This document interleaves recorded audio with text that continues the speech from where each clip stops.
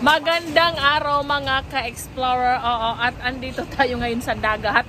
Ayan, kasama ko pa rin si Ma'am Abigail. Ay, ikwento ko lang sa inyo ng konting very light lang mga ka-explorer. Ay, habang kami ay namimili ng mga sapin sa paa para sa mga batang explorer, ay mayroon na naman isang matabang puso.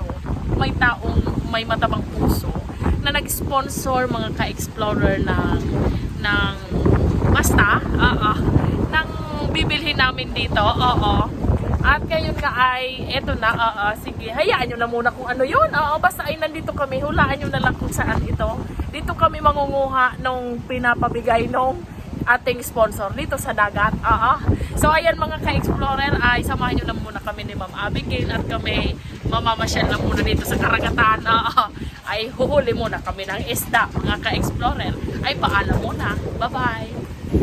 Ayan po ang ating Legazpi Port, mga ka-explorer. Ayan. Si Bulkang Mayon ay nandyan. Hindi siya nagpapakita ngayon. Ay, ang hangin! Ang lakas-lakas ng hangin dito, mga ka-explorer. Ang presko.